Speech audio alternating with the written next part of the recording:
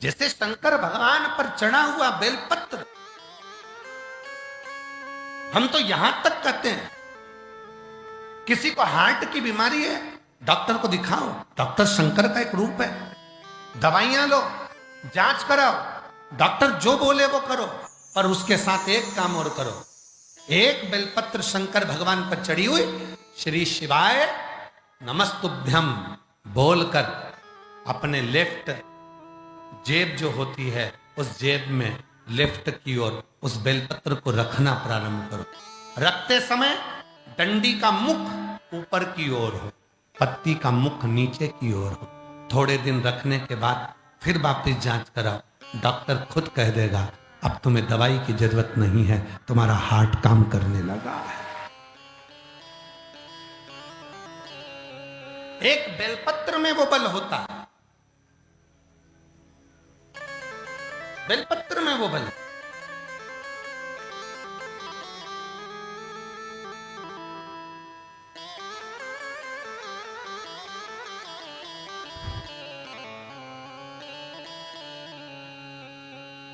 केवल वनस्पति, वनस्पति का मतलब क्या होता है? आप सब लोग तो झारखंड में रहते हो, चारों तरफ वन ही वन है।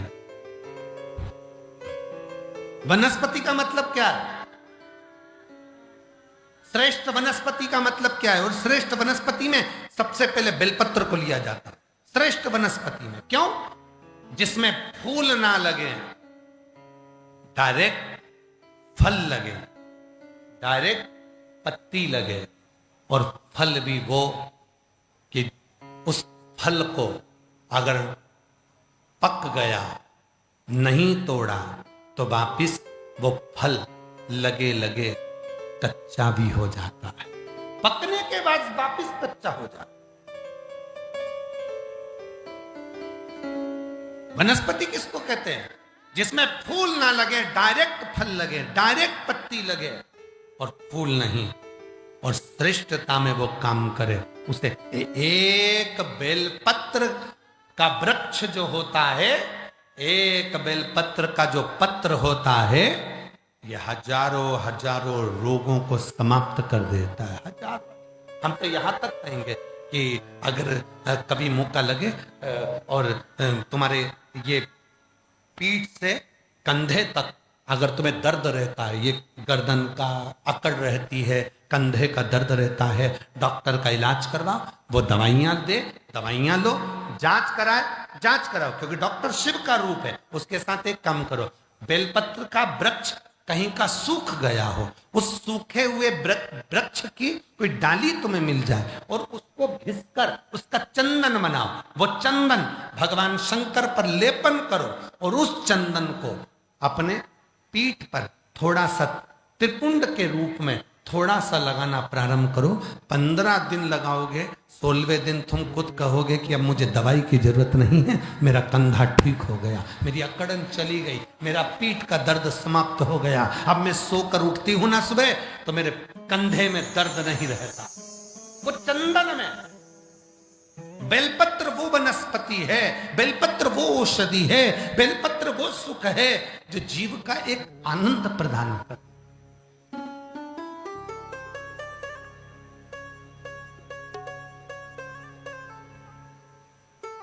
श्री शिवाय, जम के बोलो जरा, सब बोलो साथ में, श्री शिवाय नमस्तुभ्यम वो मंत्र है जिस मंत्र को सिद्ध करने की जरूरत नहीं पड़ती।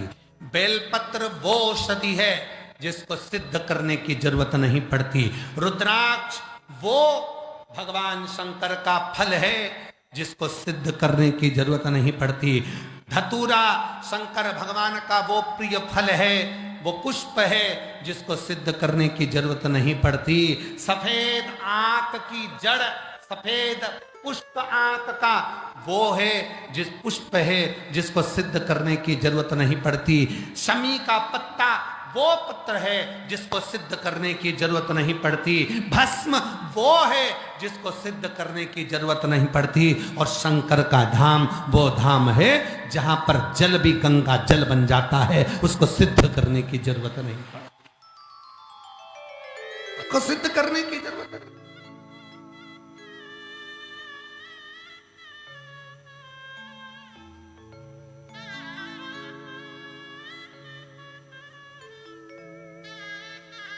एक बेलपत्र में वो सुख, एक बेल। भगवान ओघड़दानी की कृपा,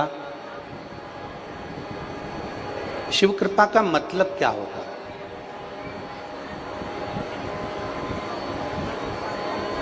शिव कृपा का मतलब यह नहीं है कि जीवन में दुख नहीं आएगा। शिव कृपा का मतलब यह है कि जिंदगी में दुख, ऐसा कोई मानव नहीं, संसार का ऐसा कोई मनुष्य नहीं जिसके जीवन में दुख ना आए।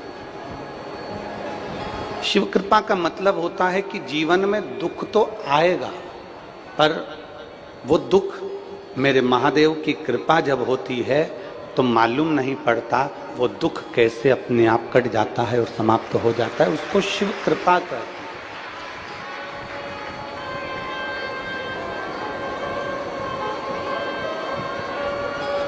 जिन ओमकारेश्वर भगवान की पवित्र भूमि पर हम बैठकर कथा सुन रहे हैं,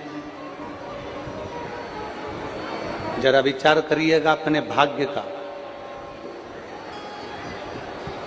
जिस भूमि पर मार्कंडे ऋषि बैठकर धर्मराज युधिष्ठिर को कथा सुनाते हैं, जिस भूमि पर आकर अर्जुन भगवान शंकर को स्तुति कर याद करता है और भगवान शंकर को प्राकट्य होने के लिए कुछ संपूर्ण विश्व में यज्ञकर्ता जो यज्ञ को भूल गए थे, उस यज्ञ को कराने के लिए वापिस देवादिदेव महादेव को प्रकट करते।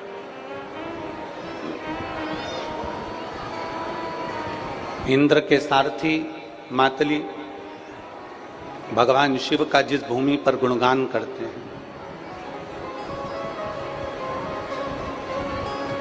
जिस भूमि पर साधारण कोई संत नहीं, साधु नहीं, सन्यासी नहीं, तपस्वी नहीं, साधक नहीं, उपासक नहीं, जिस भूमि पर मां नर्मदा के तट पर भगवान ओमकारेश्वर की पवित्र भूमि पर अगर एक कंकर भी हमको मिलता है तो वो शंकर का प्रतिबिंब हो जाता है, तो यहां रहने वाला एक एक मनुष्य संत के बराबर हो जाता है।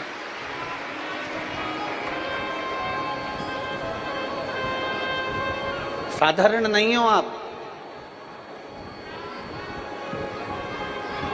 आप यदि कथा श्रवण करने के लिए आए हो तो मेरे देवादिदेव महादेव के कोई आपका संबंध पुराना होगा, कोई रिश्ता आपका और बाबा का पुराना होगा, जो मेरे ओमकारेश्वर बाबा ने आपको झाला देकर यहां बुलाकर कथा श्रवण करवा दी।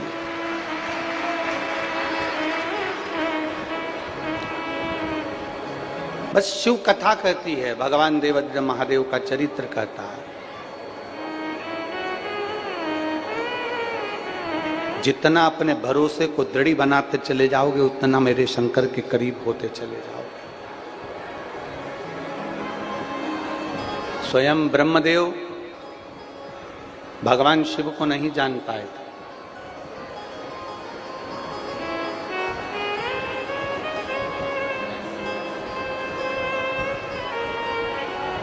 ब्रह्मा जी भगवान शंकर को नहीं पहचान पाए,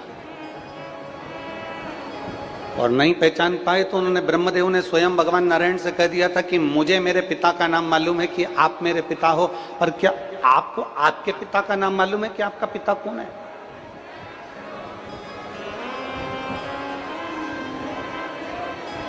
क्या आपको मालूम है कि आपके पिता कौन है?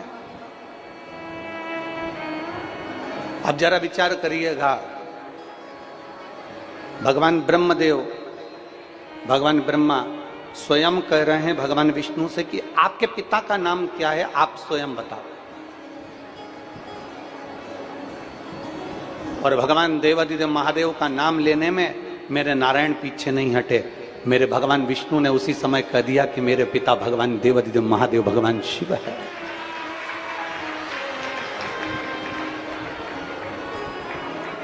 जिसने दिया है ना, उसका गुणगान करने में पीछे क्यों हटना? यहां पर यह हजारों पत्र आते हैं आखिरी दिन आप लोग पत्रों का दर्शन करेंगे कि यहाँ इतने सारे पत्रों का ढेर लग जाता है, पत्र पत्र इकट्ठे हो जाते हैं। ये पत्र क्यों लिखते हैं लोग? क्योंकि उनको मालूम है जब भगवान नारायण अपने पिता का नाम भगवान विष्णु का, भगवान नारायण भगवान शिव का नाम लेने में पीछे नहीं हटते, ब्रह्मा जी अपने पिता का नाम लेने में पीछे नहीं हटते, जिसने दिया उसका नाम लेने में पीछे क्यों हटना? इसलिए लोग पत्र लिखकर भेजते हैं कि मेरे महादेव को जल चढ़ाने पर मुझे क्या फल की प्राप्ति हो। महादेव को जल समर्पित करने पर, मेरे महादेव का नाम स्मरण करने पर, मेरे महादेव को एक बेलपत्र समर्पित करने पर, मेरे शंकर के मंदिर जाने पर मुझे क्या फल की प्राप्ति हुई।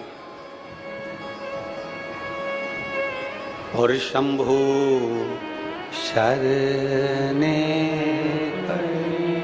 मांगू घड़ी रे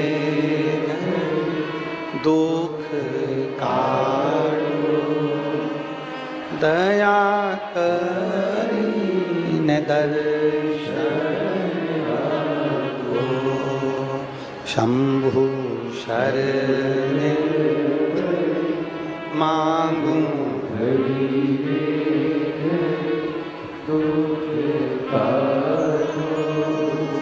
दया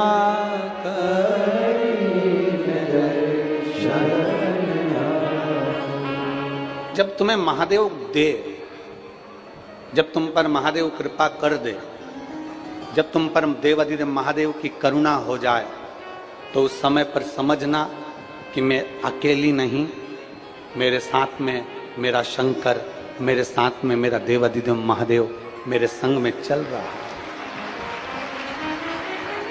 अच्छा, शिवजी को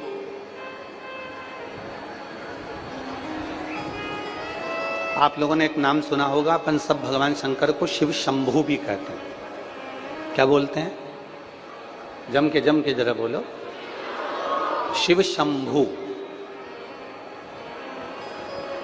शंभू का मतलब क्या है? स्वयं भू। शंभू का मतलब क्या है? स्वयं प्रकट होने वाला, आजन्मा, मृत्यु से परे। मेरे राम जी महाराज को पृथ्वी पर आना पड़ा तो मेरे राम जी महाराज को वापस जाना पड़ा। मेरे भगवान कृष्ण को पृथ्वी पर आना पड़ा तो मेरे भगवान कृष्ण को वापस जाना पड़ा। साधु संत ब्राह्मण गुरुजन तपस्वी जन साधक जन उपासक जन और आप और हम, जब पृथ्वी पर कोई मनुष्य जन्म लेता है तो उसको वापस जाना पड़ता है।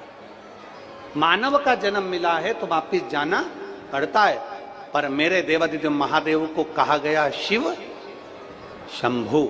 शंभु का मतलब है कि जो स्वयं प्रकट हुआ है, जो स्वयं सामने प्रकट हो गया, जो स्वयं है, जिसका कोई माता नहीं, जिसका कोई पिता नहीं और जिसका कोई शुरुआत से लेकर कोई अंत नहीं दिखता, वो स्वयं शिव शंभु स्वयं प्रकट होता है और अपने जनमानस का कल्याण करता है स्वयं।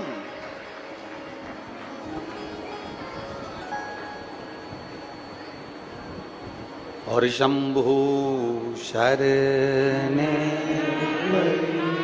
मांगू घड़ी रे दुख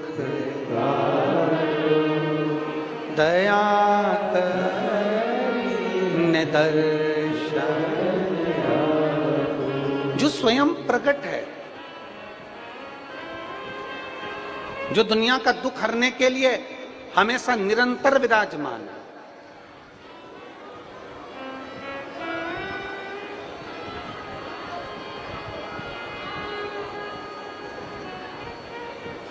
कल माननीय विधायक जी पटेल जी के साथ में मां नर्मदा जी का पूजन करने के लिए, मां नर्मदा जी की कृपा से, मां नर्मदा जी कहीं इशारा कर कर झाला देकर अपने पुत्र को बुला ली होगी, तो मां की करुणा हुई तो नर्मदा जी का पूजन करने के लिए गए। मां नर्मदा जी का पूजन करने के लिए गए। वहां पर विप्र ब्राह्मण श्री श्री रविशंकर जी महाराज जी के सानिध्य में जो आश्रम है, उसी में जो वेदशाला पाठशाला है, वहां के विद्वान ब्राह्मणों ने पूजन कराई। अब पूजन करते करते मां रेवा मैया की गोद में, मां रेवा जी के जल में, महारानी के उस आंचल में, मां रेवा मैया के जल के अंदर मछलियों का दर्शन हो रहा है। जरा ध्यान देना कथा पर, बहुत बहुत जो अनुभव किया वो बताने में कुछ नहीं जाता। रेवा मैया के आंचल में, रेवा मैया की गोद में, मेरी मां नर्मदा मैया की गोद में, मां रेवा के जल में मछलियों का दर्शन हो रहा था, छोटे छोटे जीवों का दर्शन हो रहा था। कोई मछली बड़ी थी, कोई मछली छोटी थी, कोई बहुत छोटा सा जीव था, कोई बड़ा जीव था, और वो रेवा मैया की गोद में अटखेलियां कर रहे थे।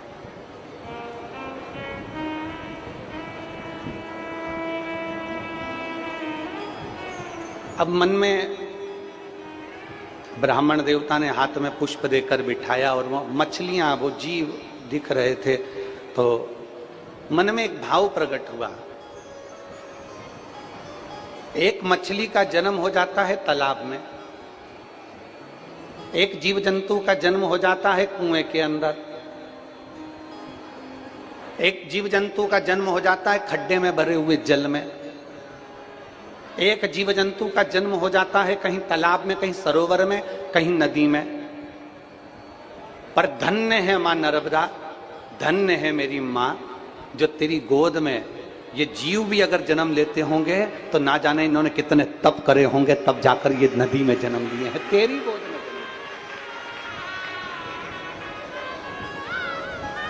मां इन मछली ने, इन कीड़ों ने, इन जीवों ने, मां कितना तप करा होगा, कितना तप। मां इन जीवों ने कितना तप करा होगा, तब तेरे जल में, हे माई नर्मदा।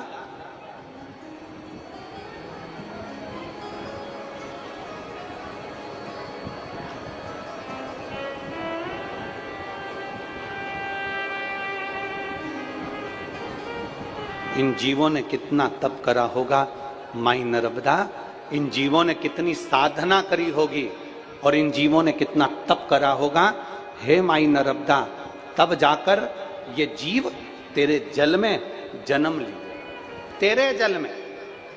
और अब ये तो हो गई जीव की बात। आप जरा विचार करिएगा कि जितने मां नर्मदा के तट पर ब्राह्मण, संत, साधु, गुरु, तपस्वी, साधक, उपासक और जितने गांव, जितनी बस्तियां, जितने नगर मेरी मां नर्मदा के तट पर बसे होंगे, जरा विचार करना वहां रहने वाले भी कोई साधारण संत से कम नहीं होंगे। उन्होंने कितना तप करा होगा जो माई नर्मदा के तट पर विराजमान हो गए।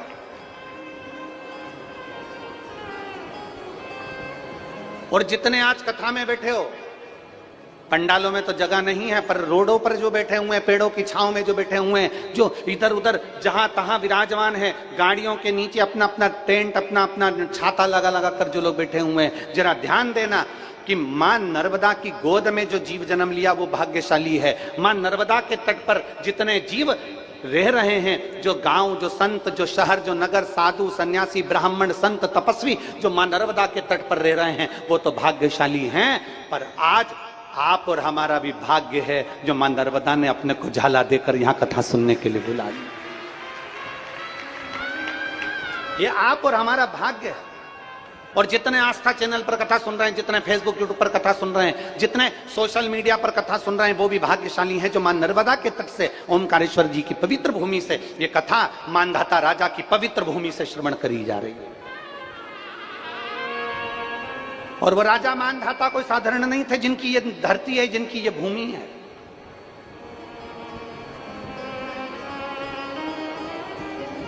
उज्जैन में क्या महाकाल बाबा ऐसे ही प्रकट हो गए? काशी में क्या मेरे विश्वनाथ जी ऐसे ही प्रकट हो गए? सोमनाथ जी में क्या मेरे सोमेश्वर महादेव ऐसे ही प्रकट हो गए? नागेश्वर भगवान क्या ऐसे ही प्रकट हो गए? मल्लिकार्जुन क्या ऐसे ही प्रकट हो गए? केदारनाथ जी में क्या केदारेश्वर बाबा ऐसे ही प्रकट हो गए? क्या वेदनाथ जी में वेदनाथ जी ऐसे ही प्रकट हो गए? क्या ओमकारेश्वर में मेरा ओमकारनाथ ऐसे ही प्रकट हो गया? नहीं, मेरा ओमकारेश्वर बाबा ऐसे ही प्रकट नहीं हुआ। ना जाने कितने तप साधना कितना कितना करा होगा, तब जाकर हमको और आपको और ये कली काल में 12 ज्योतिर्लिंग में अगर लिंग का दर्शन, शिव का दर्शन यदि आप और हमको हो रहा है तो अपने आप को भाग्यशाली समझना कि मेरे भोले बाबा की बड़ी कृपा है जो 12 ज्योतिर्लिंग का दर्शन हो रहा है।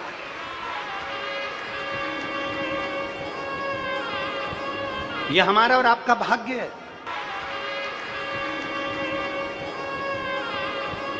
यह हमारा और आपका भाग्य है। एक कथा आती है, ये ओमकारेश्वर की धरा को मानधाता ओमकारेश्वर भी कहते हैं। ओमकारेश्वर वाले जानते होंगे इस बात को। एक पवित्र चरित्र आता, इच्छावकु वंश में एक राजा हुए जिनका नाम था योगनाश। बड़े प्रतापी थे, बड़े धर्मात्मा थे, भगवान की अविरल भक्ति में डूबने वाले थे और इनका तपबल बड़ा तीव्र था। पर मेरा जो देवाधिदेव महादेव है ना, वो बड़ी बड़ी विचित्र विचित्र लीला करते हैं। मेरे शंकर बड़ी विचित्र विचित्र लीला करते हैं, बहुत विचित्र लीला।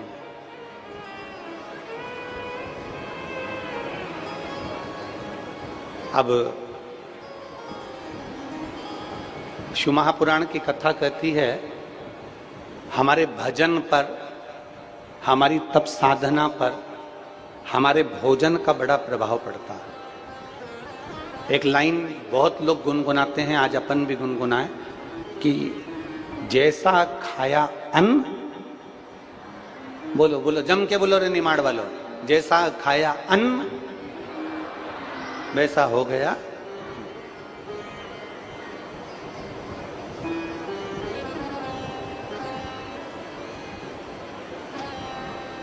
जैसा खाया अन्न वैसा हो गया।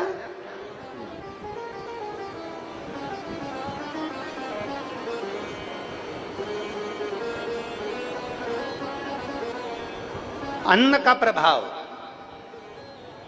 एक चरित्र आता है, एक राजा थे, एक सेठ था और वो सेठ जब सोता तो रात्रि में उसको एक स्वप्न आता कि मेरे घर में पानी टपक रहा। अब ऐसा सपना तो आप लोगों को भी हर कभी आता रहता होगा, कोई ना कोई स्वप्न आप लोग देखते ही रहते होंगे। तो सेठ जी को स्वप्न आया कि मेरे घर में पानी टपक रहा है। अब सेठ जी मन में विचार करते, मैं रोज सोता रोज पानी टपकता दिखता। अब विद्वानों से जाकर उसने पूछा कि महाराज बताओ पानी टपकना कैसा होता है।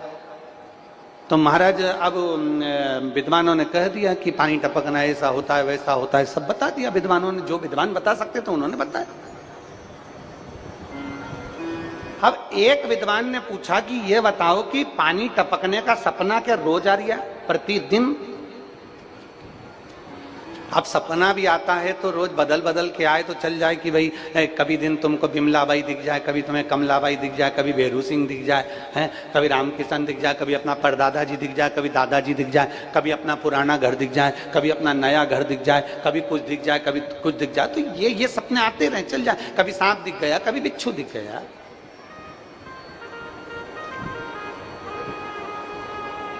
ये सपना तो आता रहता है। एक विद्वान ने पूछा ये बताओ क्या तुमको रोज पानी टपकता हुआ दिखता है? उसने कहा कि हाँ महाराज जी, बस समझ में नहीं आता कि मैं रोज, बस दिन में भी अगर मैं थोड़ी देर लेट गया तो मुझे ऐसा लगता है कि मेरे घर में पानी टपक रहा। मैं रात को भी सो गया तो सपने में आता है कि पानी टपक रहा। मेरा अच्छा खासा बंगला, 4 मंजिल की मेरी बिल्डिंग, अब इसमें पानी कहां से टपकेगा गुरुजी, मेरे को समझ में नहीं आया। गुरुजी ने कहा अच्छा अभी जा, मैं तुझे बाद में बताऊंगा, जा। अब वो सेठ जी चले गए और सेठ जी गए तो वो जाते जाते जाते जाते 3-4 दिन बाद फिर वो अपने मित्र को लेकर संत के पास आ गए। गुरुदेव गुरुदेव गुरुदेव। गुरुजी ने पूछा क्या हुआ? कि वो पानी टपक रहा अभी भी। गुरुजी ने पूछा अभी भी पानी टपक रहा? हाँ। पक्का? हाँ। अब गुरुजी ने पूछा, एक बात बता, तू रोज तुझे पानी टपकता दिखता है सपने में, अब तू मुझे बता कि तेरे घर में कौन कौन रहता है? तो कहा, गुरुजी मेरी पत्नी है, मेरा बेटा है, मेरी बेटी है, मेरे माता है, मेरे पिता है, मेरे घर में नौकर है, चाकर है, सब है। फिर गुरुजी ने पूछा, अब ये बता भोजन कौन बनाता है? तो सेठ जी ने कहा, एक भोजन बनाने वाली बाई आती है माता जी, और वो भोजन बनाती है। अच्छा ठीक है, भोजन बनाती है वो? हाँ ठीक है। और तू भोजन करता है? बिल्कुल। घर का कोई व्यक्ति भोजन नहीं बनाता? नहीं, मेरी पत्नी परोसती है, पर भोजन वो बाई बनाती है, भोजन वो माँ बनाती है। ठीक है। अब संत ने कहा, एक काम कर, आज तू घर जाना और वो भोजन वाली जो माँ हो ना, भोजन वाली जो बाई हो, उससे जरा बैठकर बात करना कि माँ एक बात बता, तू कुछ दुखी है क्या? तुझे कोई तकलीफ है क्या? तुझे कोई कष्ट है क्या? उसने कहा, इससे क्या होगा महाराज जी? तो सेठ जी से कहा, सेठ तू जरा जाकर मालूम तो कर। अब सेठ जी गए, भोजन बनाने वाली माँ जब भोजन बना रही थी, भाई जब भोजन बना रही थी, सेठ जी उसके पास में गए और जाकर पूछ लिया, माँ एक बात बता, तू भोजन बनाती है, तेरे को कोई कष्ट है क्या? तेरे को कोई दुख है क्या? तेरे को कोई तकलीफ है क्या? इतने में बूढ़ी माँ रोती हुई बोली, मैं क्या बताऊं सेठ जी, मेरा घर, बारिश का समय, 3 बच्चे मेरे, और वो घर में छपरे में से पानी दिन भर टपकता रहता है, मैं उसके टेंशन में इतनी रहती हूँ, मेरे बच्चे गीले होते रहते हैं, मैं कैसे उनको सुलाऊं? ये मेरा दुख है। मैं दिन भर यही सोचती रहती हूँ, मेरे बच्चे कैसे सोएंगे, क्या करेंगे, पानी टपकता है मेरे घर के अंदर, बस वो मेरी तकलीफ है। इतने में दौड़ कर सेठ जी अपने संत के पास गए, गुरुजी मैंने उससे पूछ लिया, वो कह रही थी कि मैं दुखी हूं, मेरे घर में पानी टपकता है। बस गुरुजी ने कहा, भोजन बनाने वाली जैसा भोजन बनाते समय अपनी बुद्धि और विवेक को रखती है, वैसा खाने वाले पर असर पड़ जाता है, और वो असर तुझ पर पड़ गया, वो असर तुझ पे पड़। जैसा खाया अन्न, बोलो बोलो रे जी जीवन सब बोलो, और मेरे जी जान भी बोलो, जैसा खाया अन्न वैसा हो गया मन। जिस दिन आपको क्रोध आ रहा है, जिस दिन आपके मुख से अपशब्द निकल रहा है, जिस दिन आपके मुख से गाली निकल रही है, जिस दिन आपके मुख से बद्दुआ निकल रही है, जिस दिन आपके मुख से आड़े टेढ़े शब्द निकल रहे हैं, जिस दिन आपके मुख से अपशब्द निकल रहे हैं, जिस दिन आपके मुख से किसी के लिए आड़ा टेढ़ा निकल रहा है, समझ लेना हमने किसी ऐसे वैसे के घर का अन्न खा लिया, इसलिए हमारे मुख से आज अपशब्द निकल रहे हैं, हमारे मुख से आड़े टेढ़े वचन निकल रहे हैं, हमारे मुख से अपशब्द निकल रहे हैं। हमने किसी के यहाँ का कुछ ऐसा खा लिया, किसी के यहाँ का कोई पदार्थ आ गया, किसी के यहाँ का कोई भोग आ गया, किसी के यहाँ का कोई वस्तु आ गई, जिसको हमने ग्रहण कर लिया, जिसके कारण आज मुझे क्रोध आ रहा है, जिसके कारण आज मुझे ईर्ष्या उत्पन्न हो रही है, जिसके कारण आज मुझे क्रोध की उत्पत्ति हो रही है। विचार करना, मनन चिंतन करना, बैठ के एकांत में विचार करना कि मैंने किसके घर का अन्न खा लिया जो आज मेरी बुद्धि बिगड़ गई, मैंने किसके घर का अन्न खाया, मैंने किसके घर का भोजन ग्रहण कर लिया जो मेरा विवेक बिगड़ गया, मैंने अपशब्द कैसे कह दिया, मैंने ताने कैसे दे दिए, मैंने गाली कैसे दे दी, मैंने आड़ा टेढ़ा कैसे कह दिया, मैंने क्रोध क्यों आ रहा है? जब घर में सब नॉर्मल है, जब घर में सब शांति है, तो तुम्हें क्रोध क्यों आ रहा है? समझना कि हमने कहीं किसी के घर का ऐसा अन्न तो नहीं खा लिया जिस अन्न के कारण आज हमें तकलीफ भोगना पड़ रही है। और मत बुरे कर्म कर बंदे वरना पछताएगा, भगवान की आंखों से बच नहीं पाएगा, तो बच नहीं पाएगा। अरे ओ अज्ञानी मत करना दानी, अरे ओ अज्ञानी मत करना दानी। जरा विचार करिए अपने भीतर, जरा अपने विचार करिए कि हम कौन सा अन्न ग्रहण कर रहे हैं। 2 जगह बहुत ध्यान देना महाराज, आप ब्रज की रज में जाएं, मां यमुना जी का पान करिए। आप मां रेवा के तट पर जाएं, मां नर्मदा जी के जल का दर्शन और पान करिए। आप मां गंगा के घाट पर जाएं, काशी जाएं, हरिद्वार जाएं, आप प्रयागराज जाएं, मां गंगा के जल का आचमन करिए, प्रणाम करिए। और किसी मंदिर में, किसी देवालय में किसी शिवालय में,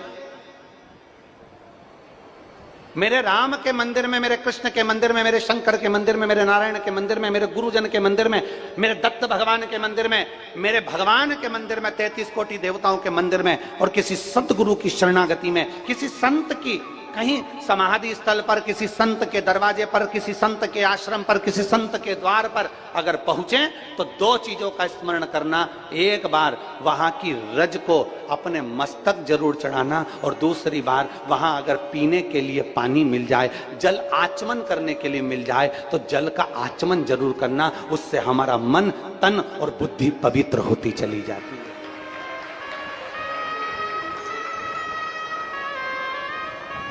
उससे हमारा मन, उससे हमारी बुद्धि, हमारा तन पवित्र होते चले जाता है।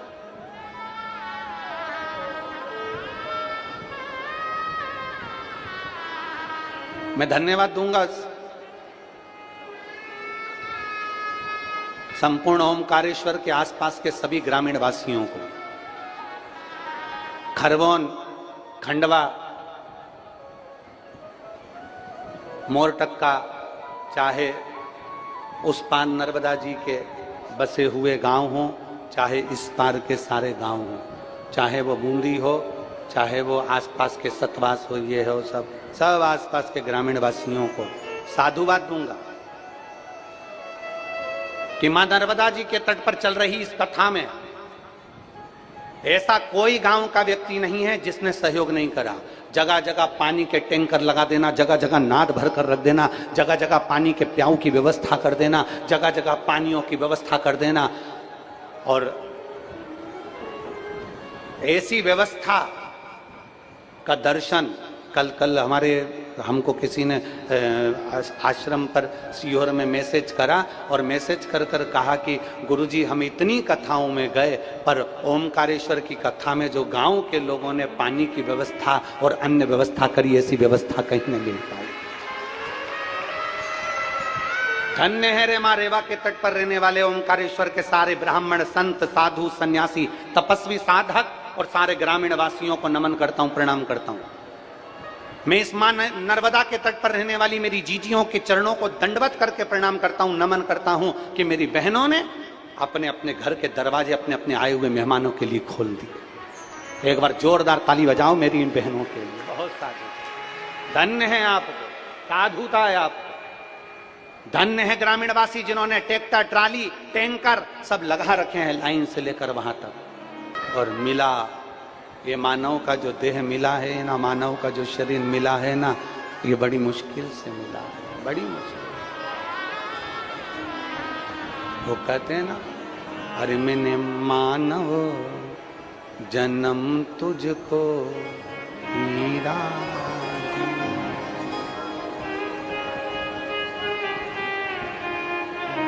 उसने बड़ी कृपा कर कर यह मानव जन्म दिया है, मानव का शरीर दिया।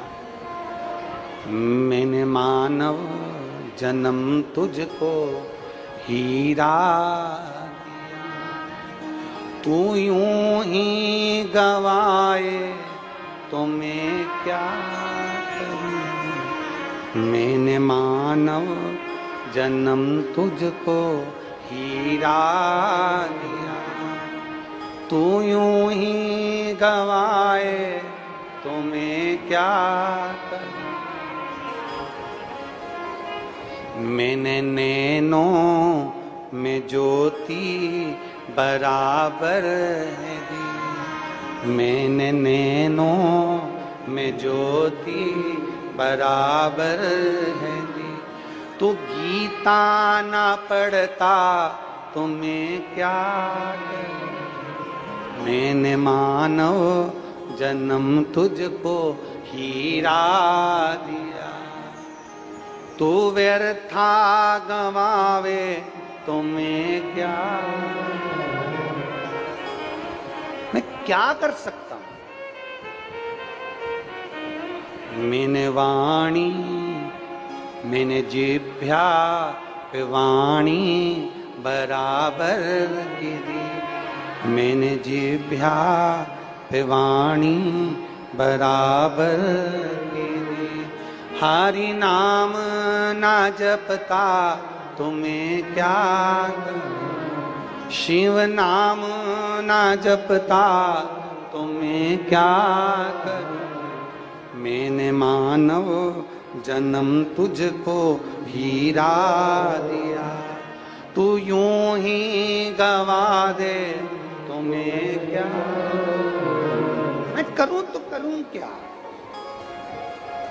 क्या कर सकता, कितनी मिन्नत से, कितनी प्रार्थना से, कितने भाव से, कितने दिल से, कितने निवेदन से, कितने कितने भाव से हाथ पैर जोड़कर भगवान ने यह मानव का शरीर दिया, और ये मानव का शरीर हमको मिला, और उस मानव के शरीर को हमने व्यर्थ गंवा दिया, तो उस शरीर का फिर मूल तत्व क्या,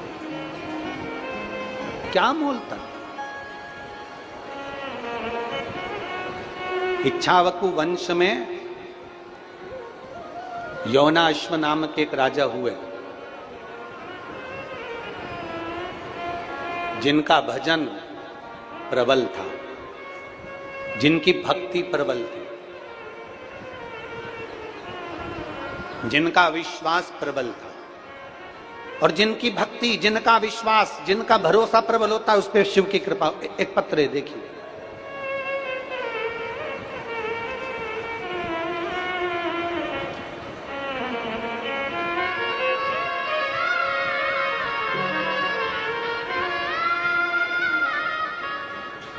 मेरा नाम अनमोल पटेल है, मैं जिला कानपुर की रहने वाली हूँ।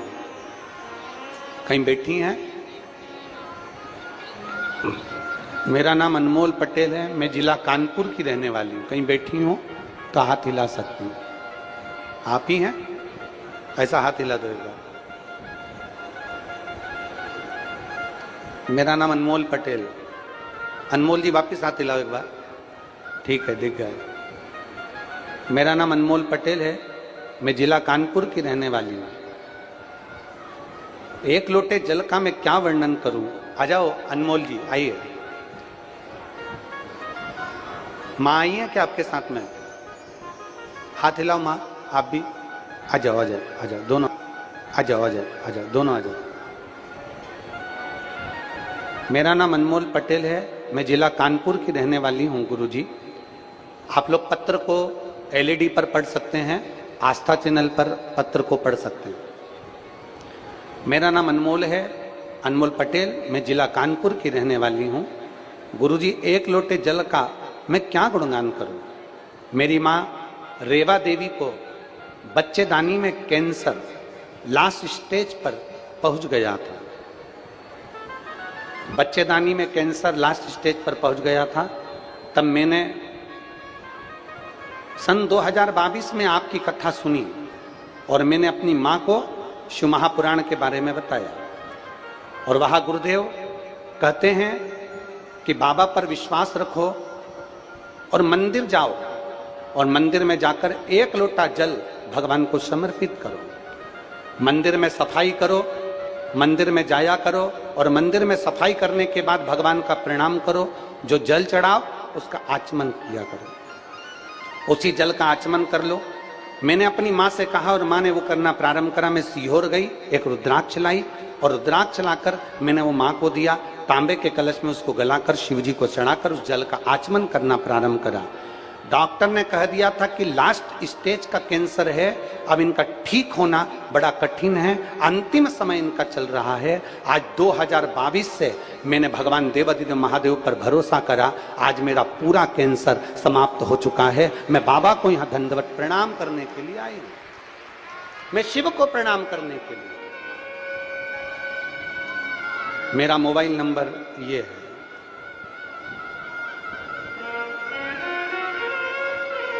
मेरे बाबा ने मेरी लाज रखी, 2022 से आज तक मुझे ठीक रखा है, ये शिव।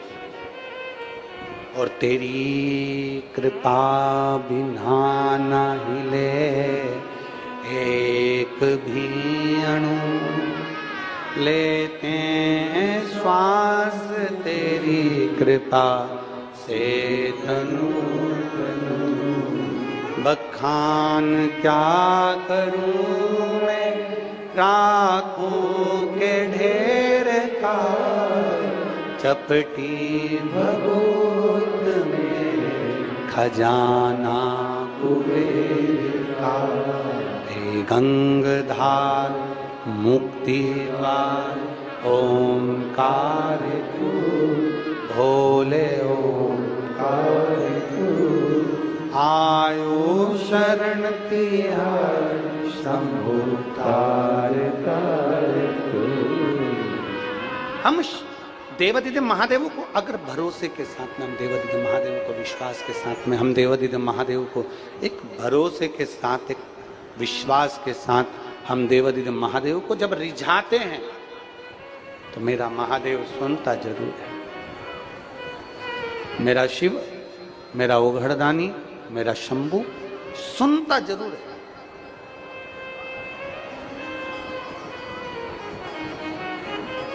और मेरी जीजियों, और जितने मेरे जीजा बैठे हैं और जितने मेरे भाई बहन यहाँ पर बैठे हैं, जितनी मेरी माताएं बैठी हैं, जितने मेरे भाई बंधु बैठे हैं, उन सब से कहूंगा, मेरी बेटियों से कहूंगा, मेरे बेटों से कहूंगा, आवाज में, मेरी बेटियों से कहूंगा, मेरे बेटों से कहूंगा, आप कर्म करो, मेहनत में कोई कमी मत आने देना। आपकी मेहनत में अगर कोई कमी नहीं आई तो यह विश्वास मानकर चलना, तुमने जो शंकर जी को एक लोटा जल चढ़ाया है तो भरोसा रखना कि मेरा बाबा तुम्हारी नैया डूबने नहीं देगा, तुम्हें पार जरूर लगाएगा। हाँ, मेहनत ही ना करो। कई कई लोग संसार में ऐसे हैं जो भाग्य के भरोसे बैठे हुए हैं। हमें पंडित जी ने कह दिया, हमें महाराज जी ने कह दिया, हमें गुरु जी ने कह दिया, सब बदलेगा, समय आएगा तब हो जाएगा। कुछ मत करो, घर में बैठे हुए हैं, फालतू के बैठे हुए हैं, कुछ काम ही नहीं कर रहे और कह रहे हैं कि जब समय आएगा सब अच्छा होगा ना। फिर किसी ने पूछा तुम काम पर क्यों नहीं जा रहे, तुम काम क्यों नहीं कर रहे, तुम फॉर्म क्यों नहीं भर रहे, तुम कंपटीशन एग्जाम की तैयारी क्यों नहीं कर रहे, तुम पढ़ाई क्यों नहीं कर रहे, तुम मेहनत क्यों नहीं कर रहे। तो वो कई जीजियों कह देती, मेरी बेटियां कह देती हैं, बेटे कह देते हैं, हम तो एग्जाम दे दे के थक गए, अब नहीं दूंगी मैं, तो हम तो एग्जाम दे देकर थक गए, अब मैं एग्जाम नहीं दूंगी, हम तो मेहनत कर करके थक गए, अब मेहनत नहीं करूंगा, अब नहीं करूंगा। जो लोग कहते हैं ना कि हम फॉर्म भर भर के थक गए, हम मेहनत कर करके थक गए, हम परीक्षा दे दे कर थक गए, हम प्रयास कर करके थक गए, अब नहीं करेंगे, उनके लिए कथा आती है कि एक व्यक्ति रोड के किनारे पे से जा रहा था और रोड के किनारे पर हाथी बंधे थे, और हाथी भी बंधे थे तो वो रस्सी से बंधे थे। थोड़ा ध्यान देना, हाथी कैसे बंधे हैं, जम के तो बोलो, रस्सी से। अब व्यक्ति के दिमाग में आया इतना बड़ा हाथी और रस्सी से बंधा, अगर हाथी को बांधना था तो चेन से बांधना था, हाथी को बांधना था तो लोहे की जंजीर से बांधना था, हाथी बंधा वो भी रस्सी से। गजब के लोग हैं।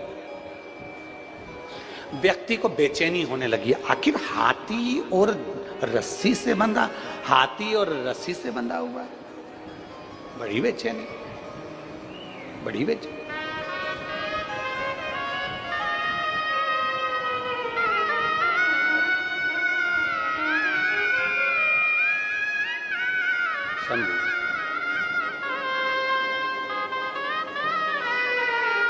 आप किसके ऊपर भरोसा कर कर बैठे हो, किसके ऊपर भरोसा आप कर रहे हो, आपके ऊपर वो निर्भर करता है। आपका विश्वास किसके प्रति है वो आप पर निर्भर करता है। परिवार, नाते, रिश्ते, कुटुंब, कबीला, अपने पराय, ये तो तुम्हारे ऊपर अपशब्द कहेंगे, ताने भी देंगे, गाली भी देंगे, आड़ा टेढ़ा भी कहेंगे। अब आपसे पूछें, आप कहीं जा रहे हो, जाते जाते ऊपर से पेड़ की डाली टूट के नीचे गिर गई तुम्हारे ऊपर, तो तुम क्या करोगे? जम के तो बोलो। अगर तुम जा रहे हो और पेड़ की डाली टूट के गिर गई तुम्हारे ऊपर, तुम्हारे सामने छोटी सी डाली तुम्हारे ऊपर गिर गई और तुम्हें जाना है, तो तुम करोगे क्या? बोलो, जल्दी से बोलो, क्या करोगे? पेड़ की डाली छोटी सी टूट के तुम्हारे ऊपर गिर गई और तुम्हें जाना है, तुम्हें इस रास्ते से निकल कर जाना है, कहीं जा रहे हो, तुम कहीं पहुंच रहे हो और तुम्हारे ऊपर पेड़ की डाली छोटी मोटी टूट टूटा के जरा सी डाली गिर गई, तो तुम करोगे क्या? उस डाली को पकड़ के बैठे रहोगे? उस डाली को लेकर अपने घर जाओगे? उस डाली को सबको दिखाओगे कि ये डाली में मेरे ऊपर गिरी थी, ये डाली मेरे ऊपर गिरी थी, ये डाली मेरे ऊपर गिरी थी, इस डाली से मुझे चोट लग गई, ये डाली मेरे ऊपर गिरी थी? बोलते जाओ जरा, करोगे? नहीं। क्या करोगे? अगर पेड़ की डाली तुम्हारे ऊपर गिरी है, तुमने वो पेड़ की डाली को उठाकर एक कोने में फेंका और अपन अपनी मंजिल की ओर आगे बढ़ गए, अपने कार्य के लिए आगे बढ़ गए, अपन चलते चले गए, अपन जा रहे, अपन अपनी मंजिल की ओर बढ़ते चले जा रहे। अब तुम में से कोई ऐसा है कि वो पेड़ की डाली को साइकिल पे मान लेगा, मोटरसाइकिल पे मान लेगा, गाड़ी में रख लेगा कि ये डाली मेरे ऊपर गिरी थी, मैं तो रखूंगी इसको, सबको दिखाऊंगी, ये डाली थी जो मेरे ऊपर गिरी थी, ये डाली थी जो मेरे रास्ते को रोक रही थी? नहीं, आपने डाली को उठाया, एक कोने में पटक दिया, आपने डाली को उठाया, एक रास्ते में पटक दिया, और डाली को एक रास्ते में पटक कर आप अपनी मंजिल की ओर आगे बढ़ गए। शिव महापुराण की कथा कहती है, कोई आपको ताना दे रहा है, कोई आपको गाली दे रहा है, कोई आपको अपशब्द कह रहा है, कोई आपकी बुराई कर रहा है, कोई आपकी निंदा कर रहा है, कोई आपको अपशब्द पर अपशब्द कहे, समझ लेना कि ये पेड़ की डाली आपके ऊपर गिरी है, इसको एक कोने में पटको और अपनी मंजिल की ओर आगे बढ़ते चले जाओ, अपने लक्ष्य की ओर आगे बढ़ते। उस व्यक्ति के मन में यह बात प्रश्न में अड़ गई कि हाथी और रस्सी से बंधा हुआ समझ में नहीं आ रहा है, हाथी को तो सांकल से बांधना था, हाथी को तो जंजीर से बांधना था, हाथी को तो चेन से बांधना था, फिर हाथी रस्सी से कैसे बंध गया? अब उस व्यक्ति के बुद्धि में यह बात जम नहीं रही थी, तो उसने हाथी के महावत से पूछा, महावत जी, ओ महावत जी। महावत आए, महावत ने पूछा, क्या बात है भैया, ये बताओ, इतना बड़ा विकराल हाथी रस्सी से बंधा हुआ है, समझ में नहीं आ रहा ये कैसे हो सकता है? महावत ने जो बात कही वो बात तुम्हारे दिल में लगना चाहिए। जो महावत ने कही, महावत ने कहा, ये हाथी जब छोटा था ना बच्चा, तब हम इसको रस्सी से बांध कर रखते थे, इसके पाँव को भी रस्सी से बांध कर रखते थे, इसके गले को भी रस्सी से बांध कर रखते थे। जब ये छोटा था रस्सी तोड़ नहीं पाता था, धीरे धीरे बड़ा होते चले गया, हाथी को लगने लगा ये रस्सी में तोड़ नहीं पाया, तो हाथी को ऐसा अनुभव होने लगा कि अब ये रस्सी कभी भी मुझसे टूटने वाली नहीं है, इसलिए हाथी रस्सी से बंध कर रहने लगा। हाथी को यह लगने लगा कि रस्सी मुझसे नहीं टूटेगी, क्योंकि बचपन से उस रस्सी को बांध कर रखा था। एक बार तुमने एग्जाम दिया, सफल नहीं हुए, दूसरी बार एग्जाम दिया, सफल नहीं हुए, एक बार कंपटीशन एग्जाम में बैठे, सफल नहीं हुए, एक बार परीक्षा में बैठे, सफल नहीं हुए, तुमने सोच लिया अब मुझसे नहीं होगा, यह काम तो मुझसे होने वाला नहीं, मैं सीए तो कर ही नहीं सकता, मैं इंजीनियरिंग की पढ़ाई तो कर ही नहीं सकता, मैं डॉक्टर तो बन ही नहीं सकता, मैं कलेक्टर तो बन ही नहीं सकता। अर्थात तुम एक बार प्रयास करे, दूसरी बार तुमने प्रयास करा, तुमने विचार करा ये तो मुझसे होगा ही नहीं, क्योंकि तुम हाथी की तरह हो गए कि रस्सी अब मुझसे टूटेगी नहीं। आखिरी तक हाथी उस रस्सी से बंधा रहता है और हाथी ये भ्रम में जीता है कि रस्सी मुझसे नहीं टूटेगी। हाथी अगर बड़ा हो गया था, एक बार प्रयास करता, रस्सी टूट जाती और हाथी आगे बढ़ जाता। उसी तरह तुम भी एक बार एग्जाम देते रहते और एक मेहनत दृढ़ता से कर लेते तो आप भी कंपटीशन एग्जाम में पास होकर अग्रण्य बढ़ जाते। पर हर व्यक्ति के चित्त में ये लगा हुआ है मुझसे तो ये होगा ही नहीं, हमारे बस का तो, अरे बोलो बोलो जम के बोला, हमारे बस का तो यही, मैं तो ये कर ही नहीं सकती। एक बहू में और एक सास में बहुत अंतर होता है। बहू कह देती है मैं ये नहीं कर सकती और सास कह देती है मैं करके बताती। दोनों में अंतर है। बहू कह रही है मेरे बस का नहीं है और सास कह रही है मैं करके दिखाती हूं। बेटा कह रहा है पापा ऐसा नहीं हो सकता और बाप कहता है तो चिंता मत कर, मैं भी थारा बाप हूं, मैं करके बताऊंगा, और बाप करके ही बता देता है।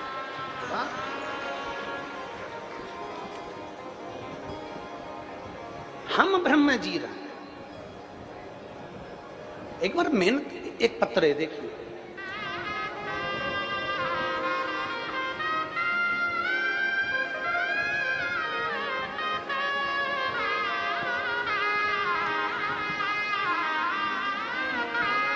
मैं रजनी काग रतलाम से यहां आई हूं।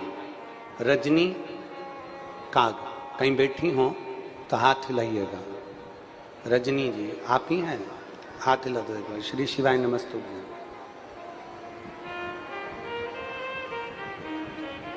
आ जाओ, एक बेलपत्र ले जाना, आ जाइए। मैं रजनी काग रतलाम से आई हूं। पत्र को आप लोग एलईडी पर पढ़ेंगे, आस्था चैनल पर पढ़ेंगे। मैं रजनी काग रतलाम से आपके प्रवचन की कथा सुनने के लिए आई हूं। जिस प्रकार गूंगा मिठाई के स्वाद का वर्णन नहीं कर सकता, केवल स्वयं महसूस करता है, वैसे ही शिवजी की महिमा का मैंने अंतर मन से महसूस किया है और इसका श्रेय बाबा भोलेनाथ को देती हूँ। गुरुजी, मेरी शादी को 2 साल हो चुके थे, किंतु संतान नहीं हुई थी। मैंने डॉक्टर से चेकअप करवाया था। बच्चेदानी में गठान होने के कारण डॉक्टर ने मुझे साफ शब्दों में कह दिया था कि आप कभी मां नहीं बन सकती। मैंने भोलेनाथ पर विश्वास करा।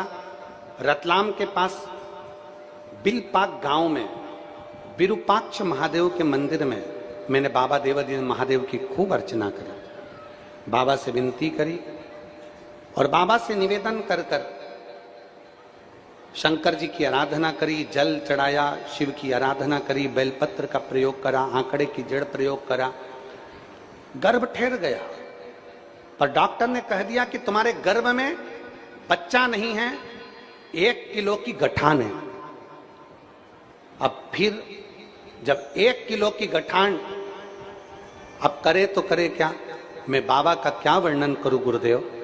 बाबा की ऐसी कृपा हुई कि समय के अनुसार गर्भ में जो बच्चा था उसने जन्म लिया, और जन्म लेने के बाद जब गठान की सोनोग्राफी दूसरी बार 6 महीने के पश्चात, बच्चे के जन्म के बाद जब दूसरी बार सोनोग्राफी कराई गई, तो जो 1 किलो की गठान थी वो भी पूरी गल चुकी थी। मैं बाबा को यहाँ धन्यवाद देने के लिए। अब ये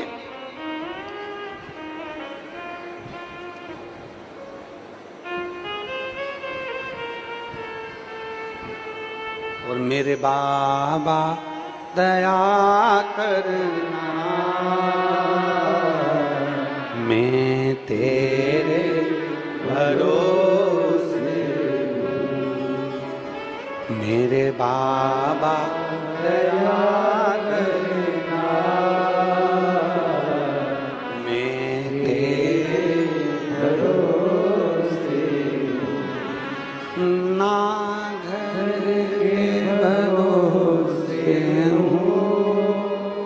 ना परिवार के भरोसे हो, ना घर के भरोसे हूँ, ना परिवार के भरोसे हो। मेरे बाबा दया करना, तेरे भरोसे हूँ। भोले बाबा दया करना, मैं तेरे भरोसे हूँ। शिव के आश्रित हो।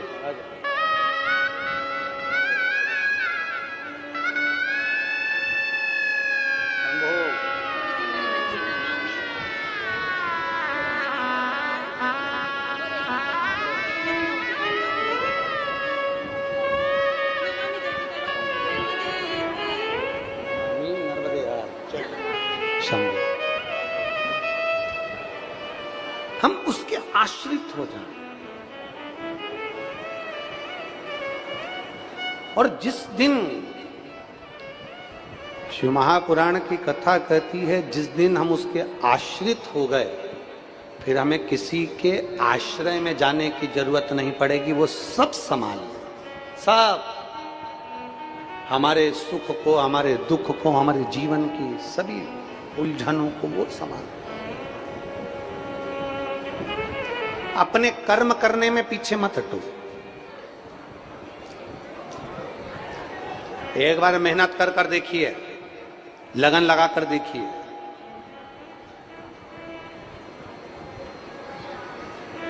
एक इसमें लिखा है 1 किलो की गठान गर्भ में थी। विश्वास करिए, डॉक्टर शंकर का एक रूप होता है, डॉक्टर शिव का एक रूप है। और शिव महापुराण की कथा कहती है डॉक्टर शंकर का एक रूप होता है। शिव महापुराण की कथा कहती है डॉक्टर का इलाज भी चलने दो, क्योंकि वो शंकर का एक प्रतिबिंब है, शंकर का एक रूप है। और साथ में महादेव पर तुम्हारा भरोसा, 1 लोटा जल और 1 बेलपत्र चढ़ा हुआ, निरंतर बाबा से मांग कर औषधि के रूप में पाते, उससे विनय करते, उसे निवेदन करते रहो।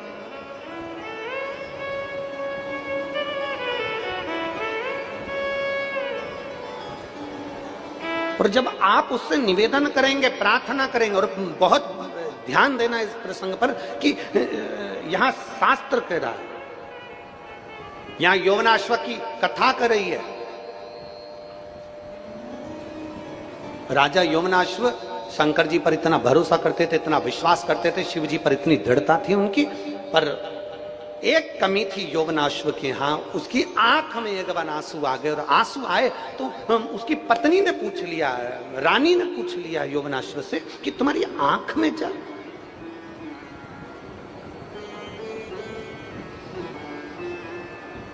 महाराज, शंकर का भक्त अगर रोता है ना, तो ना जाने कितनों को रुला देता है। इसलिए शिव महापुराण की कथा एक बात कहती है कि जीवन में प्रसन्न रहना सीखो। प्रसन्न, जीवन में जितने खुश रह सकते हो उतने खुश रहना सीखो। दुनिया में जितने आनंद में रह सकते हो उतने आनंद में रहना सीखो। आपकी खुशी को कोई छुड़ा ना दे, आपकी प्रसन्नता को कोई छुड़ा ना दे। और फिर निवेदन करूंगा, पहले की कथा में कहा, आज फिर कहते हैं,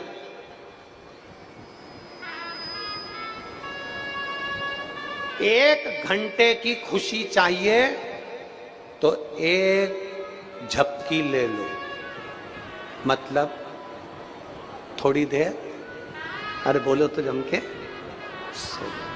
जब पहले बोल चुके हम, आज फिर कह रहे हैं, 1 घंटे की खुशी चाहिए तो झपकी ले लो,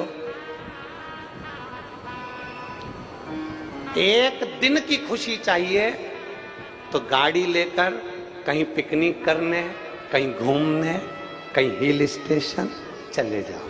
कितने दिन की खुशी? जम जम के बोलते जाओ जरा। 1 दिन। 1 घंटे की खुशी चाहिए तो क्या करना पड़ेगा? झपकी ले लो। 1 दिन की खुशी चाहिए तो क्या करना है? कहीं घूमने चले जाओ। 1 महीने की खुशी चाहिए तो आज ही शादी कर लो।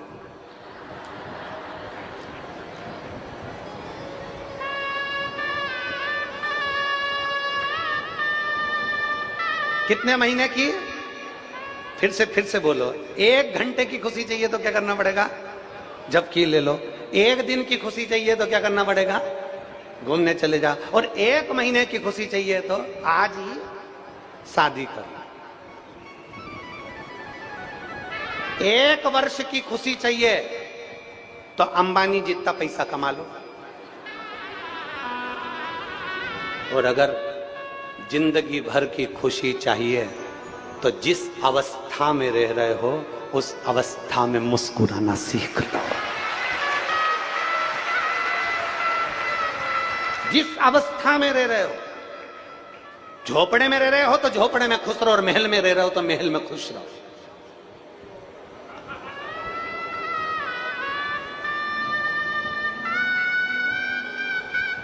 जिस स्थान पर जैसा समय मिल जाए, जैसी घड़ी, जैसा पल मिल जाए, वैसे रहना खुश। और खुशी अगर सीखना है तो नर्मदा जी के तट पर रहने वाले एक एक झोपड़े में रहने वाले व्यक्ति से सीखो कि नर्मदा जी जब उछाल पर आती है, घरों में पानी भरा जाता है तो भी उसके चेहरे की स्माइल कम नहीं होती, और माँ जब चली जाती है अपनी खेती में फिर लग जाता है, स्माइल खत्म नहीं।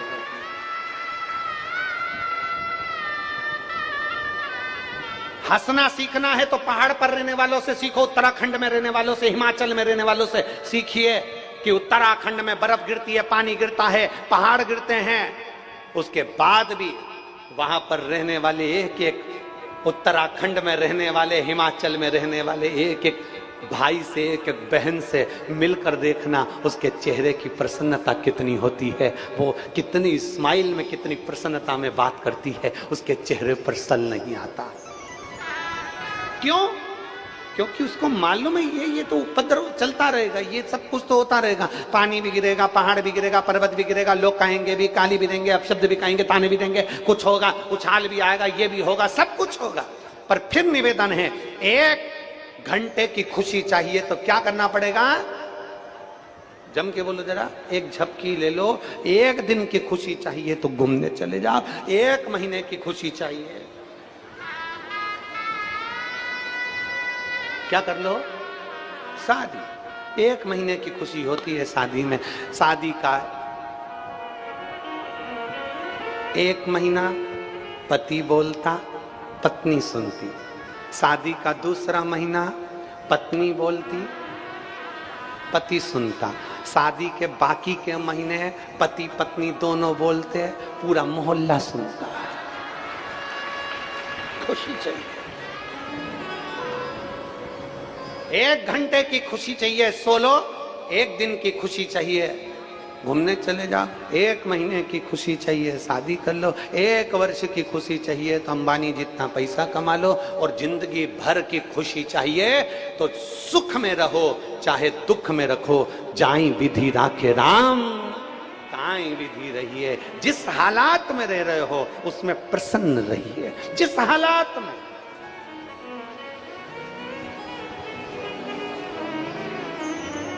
और मेरे भोले तेरा सहारा है, मेरे भोले तेरा सहारा है। मेरी नैया का तू किनारा है, मेरी नैया का तू किनारा है। मेरे बाबा तुझे पुकारा है, मेरे बाबा तुझे पुकारा है। मेरी नैया का तू किनारा है, मेरी नैया का तू किनारा। ये जिंदगी की प्रसन्नता का केंद्र बिंदु है। जैसे रखे राम ताही विधि रहिए, जैसे राम जी रखे वैसे रहिए, जैसी प्रसन्नता में रखे वैसे रहने का प्रयास करिए। शंकर जी ने जैसा हमारा जीवन दिया है उसमें खुश रहिए। जैसी हमारी जिंदगी जी चल रही है उससे अच्छी कोई की जिंदगी नहीं हो सकती, उससे अच्छी कोई की जिंदगी नहीं हो सकती। आप जाई विधि राखे राम ताही विधि रहिए, प्रसन्नता का जीवन जियो।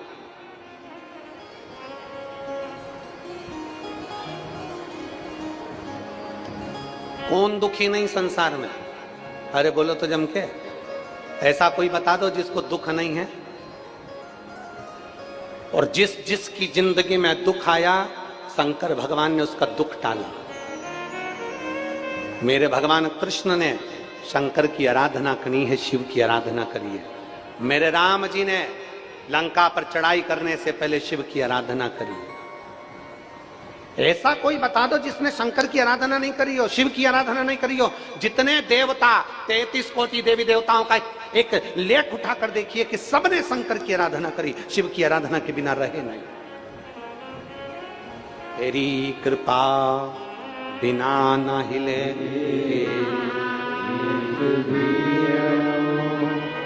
आप छोड़ो उसके ऊपर, वो सब जानते। महाराज होना भी यही चाहिए। हम तो बाबा के भरोसे चलते हैं, हम तो बाबा के भरोसे चलते हैं। ये दुनिया वाले जलते हैं, ये दुनिया वाले जलते हैं। और फिर निवेदन करेंगे,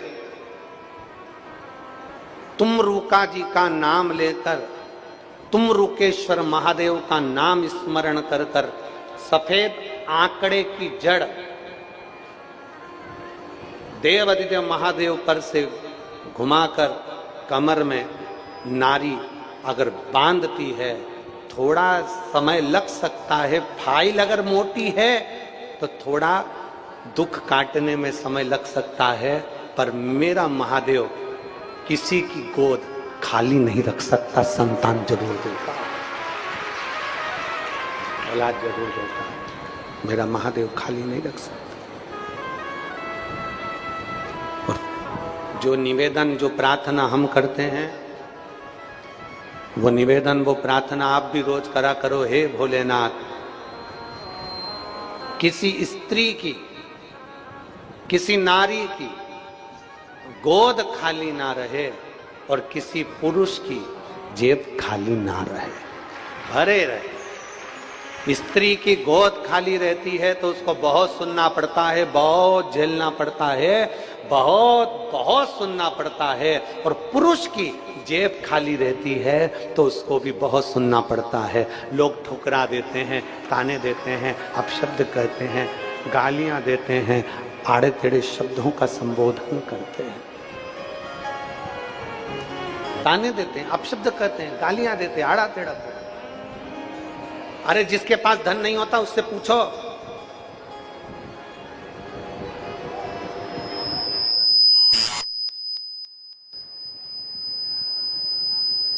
कितना सुनना पड़ता है, कितना श्रवण करना पड़ता है, कोई नहीं गिनता, कोई। और फिर निवेदन है, इस पवित्र भूमि से, इस मां नर्मदा के तट से, ओमकारेश्वर बाबा की भूमि से फिर निवेदन है, बाबा से ऐसा प्रणाम कर कर जाना। शिव महा, भले आप ओमकारेश्वर के रहने वाले हो, भले आप आसपास के रहने वाले हो, भले 50 किलोमीटर, 60 किलोमीटर, 100 किलोमीटर, 70 किलोमीटर दूरी से आए हो, भले आसपास के रहने वाले हो, 50 बार ओमकारेश्वर आते होगे, 1000 बार ओमकारेश्वर आते होगे, 1000 बार मां नर्मदा जी का स्नान करने आते होगे, पर 1000 बार आप ओमकारेश्वर आए होगे और मां नर्मदा की स्नान करने के लिए, प्रणाम करने के लिए आए होगे, पर शिव महापुराण की कथा में बैठे हो तो बाबा से अपने दिल की बात जरूर कहकर जाना। मेरा ओमकार बाबा सुनेगा जरूर और झोली भरेगा जरूर। विनय कर कर जाओ। शिव ने एक लोटा जल से दुनिया के लोगों को प्रसन्नता दी है। और आज सबसे बड़ी तकलीफ का विषय तो यही है ना कि दुनिया की जो लोग सोच कर बैठे थे हम ये कर लेंगे, हम वो कर लेंगे, मेरे बाबा ने एक लोटा जल से सारी समस्या का हल कर दिया। इसलिए दुनिया के लोग ताने दिए बिगड़ रहते हैं। आज लोग अपशब्द कहते हैं, ताना देते हैं, शिवपुराण को अपशब्द कहते हैं। कई लोग कहते हैं ये तो टोना है, ये टोटका है। भले तुम टोना का हो चाहे टोटका करो, पर ऐसे व्यक्ति के चेहरे पर अगर स्माइल आ जाए तो वो टोना टोटका भी श्रेष्ठ है। वो टोना टोटका भी श्रेष्ठ है। 20 साल में अगर गर्भ से बच्चा हो जाए तो वो टोना टोटका भी श्रेष्ठ है। 15-15, 19-19 साल बाद अगर औलाद हो जाए तो वो टोना टोटका भी श्रेष्ठ है। 10-10 साल का कैंसर भी अगर ठीक हो जाए, लीवर किडनी भी ठीक हो जाए तो वो टोटका भी श्रेष्ठ है।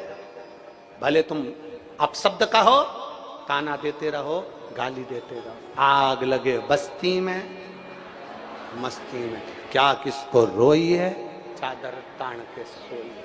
शिव की भक्ति साधारण नहीं हो सकती।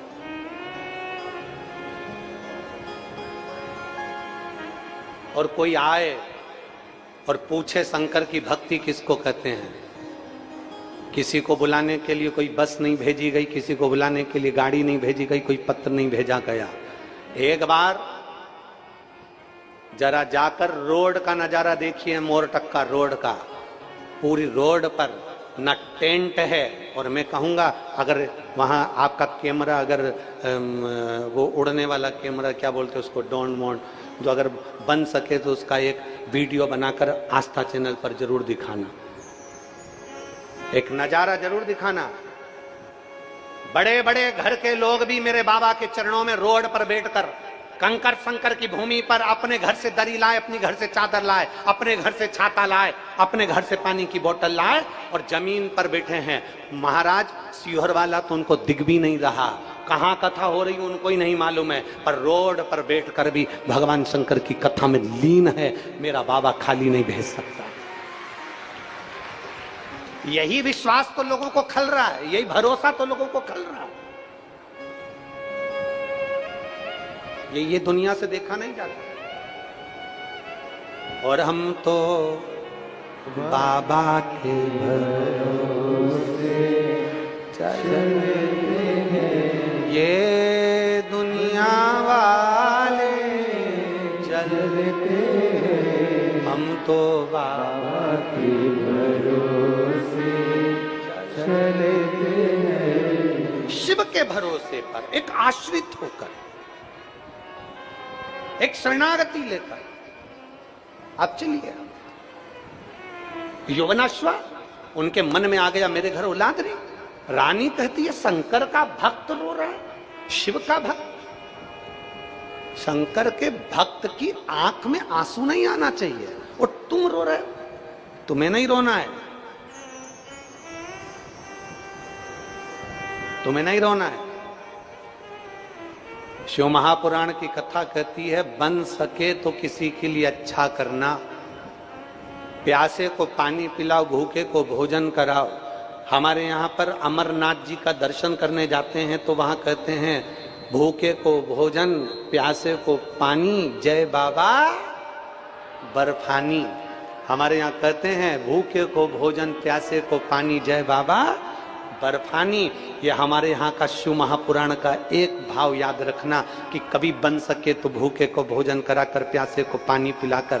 हमें बड़ी खुशी होती है नर्मदा परिक्रमा करने वाले जब निकलते हैं, नर्मदा के तट के गांवों में से जब निकलते हैं तो गांव के लोग उनके लिए अपने घर से भोजन लाकर दे देते हैं। नर्मदा परिक्रमा वासियों के लिए बैठने की व्यवस्था कर देते हैं उनके लिए। दुनिया के लोग जरा विचार करिए, आप रो रहे हो, यौवनाश्व आप रो रहे हो,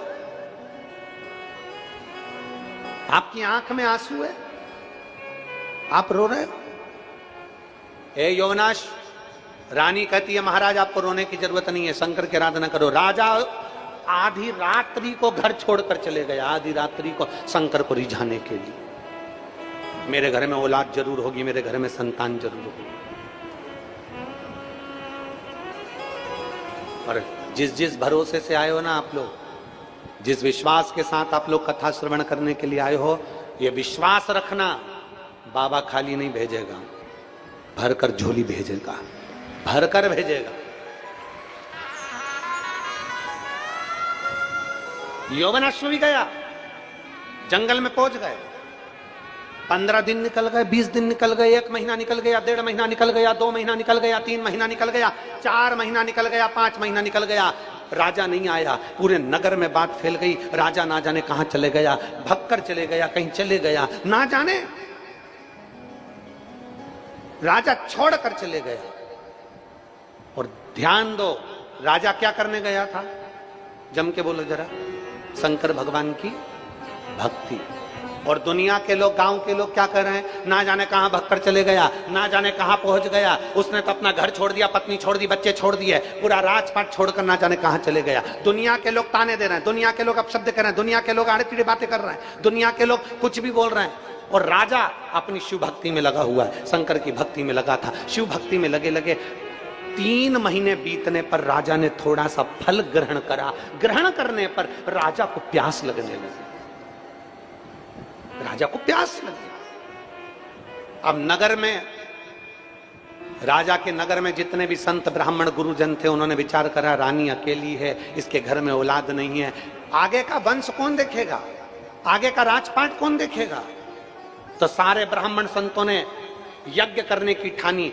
एकांत जंगल में यज्ञ वेदी बनाई गई। ब्राह्मण विद्वानों ने, संतों ने, साधुओं ने यज्ञ करना प्रारंभ करा। रानी के लिए एक जल का पात्र रखा, जिस पात्र को सिद्ध किया गया उस पात्र का जल रानी को पिलाएंगे तो वो गर्भ ठहर जाएगा। अब एक रात्रि का यज्ञ और बचा था। इतनी देर में क्या हुआ कि सारे ब्राह्मण संत साधु तो जाकर सो गए, विश्राम कर लिए, और राजा को लगी प्यास, तो वो जंगल में ढूंढते ढूंढते पानी को उस यज्ञ वेदी के पास आ गया। आवाज लगाई, ब्राह्मण देवता, गुरुजन, संतजन, प्यास लगी है, मुझको पानी पिला दीजिए। बाबा मुझे प्यास लगी है, पानी दे दीजिए। राजन चिल्ला रहे हैं, आवाज लगा रहे हैं, मुझे प्यास लगी है, पानी पिला दो। कोई आता नहीं। राजा यज्ञशाला में प्रवेश करते हैं, यज्ञ कुंड को नमन करते हैं, शिव जी का ध्यान करते हैं, सामने रखे हुए कलश को उठाकर राजा पानी पी लेते हैं। उनको नहीं मालूम कि ये वो कलश है जो रानी का गर्भ ठहराने के लिए इस जल को तैयार किया गया है। उनको नहीं मालूम। राजा ने पानी पिया, वापिस तप करने चले गए। 1 महीना तक तप करने के लिए वापिस जब पहुंचे, जैसे ही तप करने के लिए गए, दूसरे दिन यज्ञ वेदी में जाकर देखा तो जो जल का कलश था, जिसको रानी के लिए तैयार करा गया था गर्भ ठहराने के लिए, संतान की प्राप्ति के लिए, मालूम पड़ा वो पात्र खाली पड़ा था। हाहाकार मच गया पूरे नगर में, पूरे नगर में हाहाकार मच गया। अरे रानी के लिए जो पात्र तैयार करा था, पानी तैयार करा था, जल तैयार करा था शिव जी की कृपा से, वो जल नहीं मिल रहा। वो जल ना जाने कहां चले गया, ना जाने कहां चले गया। सब ढूंढ रहे, अब शब्द कह रहे, ना जाने एक दूसरे को कोस रहे। इतनी देर में राजा अपने घर पर आया। घर पर आया, पूछा क्या हो गया। रानी कहती है मेरे गर्भ ठहराने के लिए जल तैयार करा था संतों ने, ना जाने वो कहां चले गया। राजा कहता है रात्रि को मुझे प्यास लगी थी, मैं यज्ञ वेदी के पास गया था, पात्र उठाकर जल पी गया। इतने में संत ब्राह्मणों ने कहा महाराज अब संतान रानी से नहीं आपके गर्भ से पैदा होगी, आपके गर्भ से। राजा कहने लगे ऐसा हो ही नहीं सकता, पुरुष के गर्भ से संतान। बस इतना तो कहना था। थोड़े समय के बाद राजा का पेट बाएं अंग से दुखना प्रारंभ हुआ, और वाम भाग से जैसे ही राजा का पेट दुखना प्रारंभ हुआ, उधर फाड़ कर एक बच्चे ने जन्म ले लिया। एक बच्चे ने जन्म ले लिया। जैसे ही बच्चे ने जन्म लिया, जन्म लेते से बच्चा बिलखने लगा, भूख के कारण बिलख रहा था।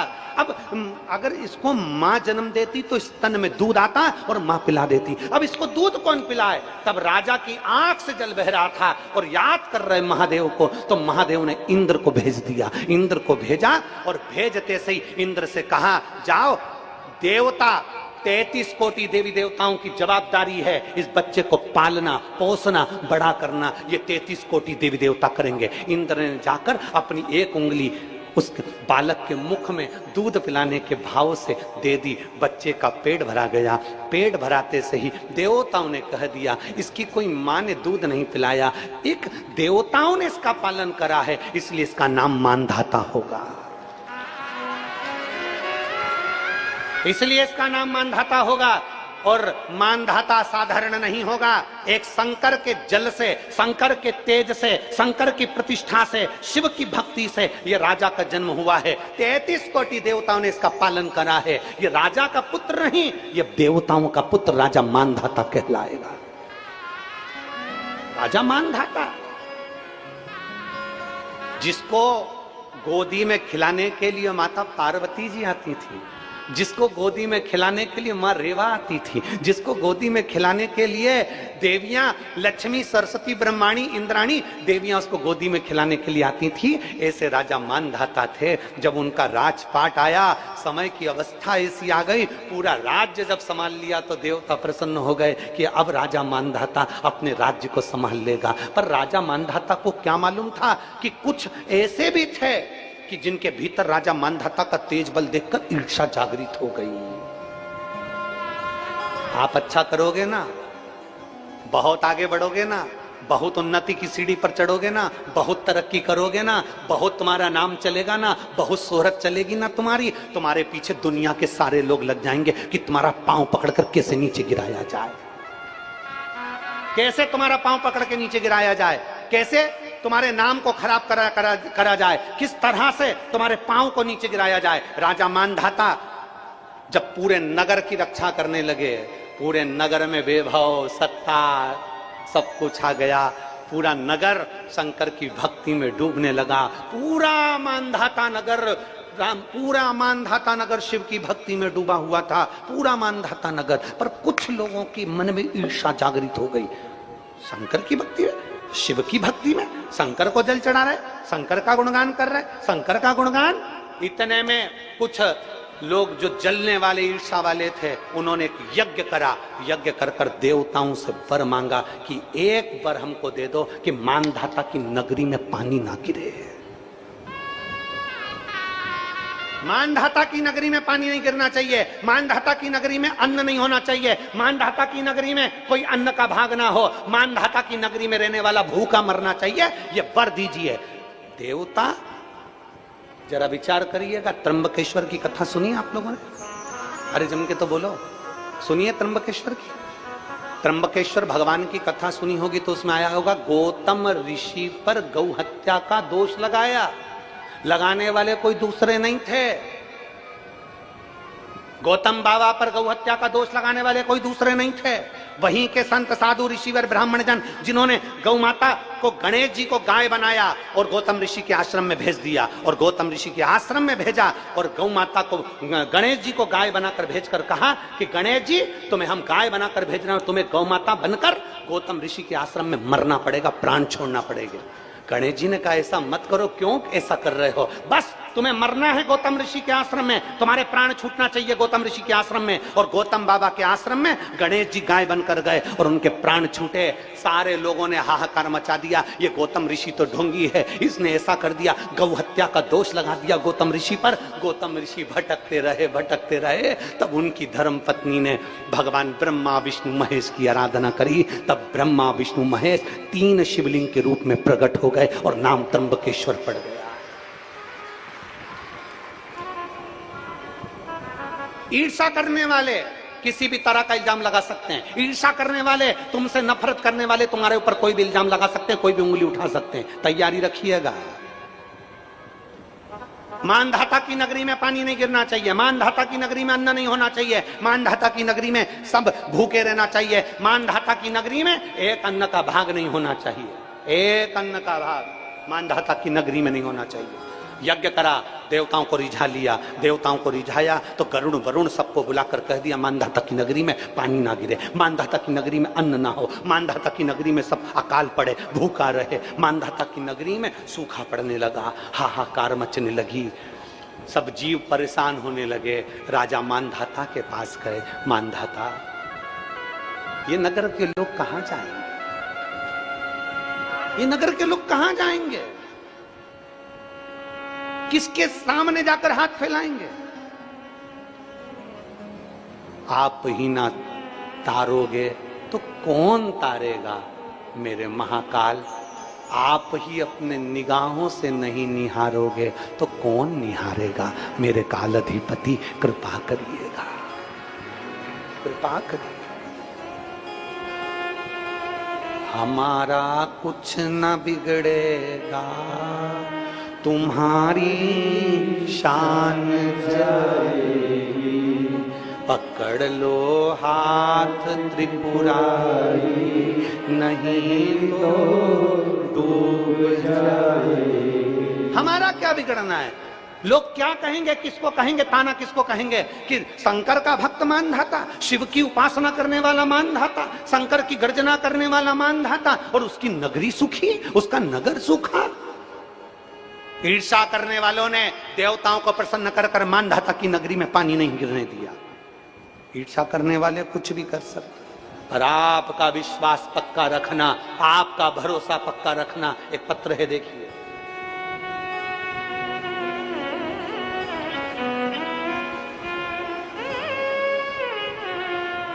मेरा नाम कविता सुभाष पांड्या, मैं बांसवाड़ा राजस्थान की निवासी हूं। मेरा मोबाइल नंबर ये है, कहीं बैठी हो तो हाथ हिला सकती हैं। मेरा नाम कविता सुभाष पांड्या, बांसवाड़ा की निवासी हूं। मेरा मोबाइल नंबर ये है, कहीं बैठी हो तो हाथ हिला सकती हैं। एक लोटे जल का मैं क्या वर्णन करूं गुरुदेव। मैं सरकारी नौकरी के लिए अप्लाई कर कर कर थक गई थी, मेरी नौकरी नहीं लगी। बहुत उपाय करे आपके गुरुदेव। उपाय करते करते आखिरी में मैंने विचार कर लिया कि अब उपाय नहीं करूंगी, पर फिर मेरा मन कर गया, नहीं, सियोर वाला महाराज कथा नहीं कहता। सियोर वाला महाराज कहता है कि व्यासपीठ पर बैठकर मेरा काल अधिपति महाकाल कथा कहता है। अब मैं महाकाल के वचन पर भरोसा करती हूँ, व्यासपीठ पर भरोसा करती हूँ। और मैंने शंकर भगवान का पशुपति व्रत करते हुए कहा कि तुम्हें वो सियोर वाले महाराज ने कहा है कि सुनना पड़ेगा। और शंकर जी से रोज कहते आती थी कि वो सियोर वाले महाराज का वचन रख ले, सुन ले उसकी बात। और बाबा ने ऐसी कृपा करी, 5 सोमवार पूरे हुए और बाबा की कृपा से मेरा तीसरे सोमवार में सिलेक्शन हो गया। और चौथे सोमवार तक मेरे बाबा ने मुझे अध्यापकिका के पद पर मुझे सरकारी नौकरी प्रदान की। ये मेरे शिव की कृपा है। कहीं बैठी हो तो हाथ हिला सकती है, अगर कहीं बैठे हो। मेरा नाम कविता सुभाष पांड्या, कहीं बैठे हो तो हाथ हिला सकते। ये शिव कृपा है, ये उसकी उदारता। एक पत्र और देखिए।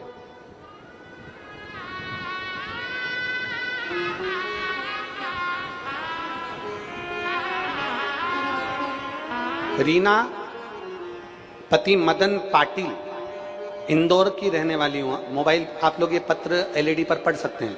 मेरा मोबाइल नंबर यह है, कहीं बैठी हूं मैं रीना पति मदन पाटिल, इंदौर की रहने वाली हूं। कहीं बैठी हूं तो हाथ हिला सकती हूं। मैं रीना पति मदन पाटिल, इंदौर की रहने वाली हूं। गुरुजी, मेरे भोले बाबा का मैं क्या गुणगान करूं। मेरे पास बहुत बड़ी मुसीबत आ गई थी। मुझे महामारी में तकलीफ होने पर डॉक्टर को दिखाया तो उन्होंने मुझे सोनोग्राफी कराई तो उसमें अपेंडिक्स बता दिया, गांठ बताई। गांठ बताने के बाद में जब सीटी स्कैन वापस कराया गया, एमआरआई कराई गई तो उसमें मुझे कैंसर बता दिया गया। मुझे कैंसर बताया, हम सब घबरा गए। और मेरी बड़ी बहन ने कहा कि तू चिंता मत कर, कैंसर बताया है ना तो रोती क्यों है, चिंता क्यों करती है, बाबा पर भरोसा रख। वो एक सियोर वाला महाराज कथा करता है, टीवी पर कथा सुनाकर। हमने कथा सुनना प्रारंभ करी।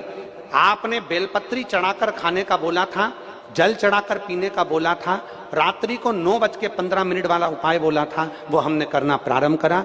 और 15 दिन के बाद मेरी वापिस रिपोर्ट जांच कराई गई तो ना मेरे को अपेंडिक्स था और ना मेरा कैंसर था। मेरे बाबा ने मुझ पर कृपा।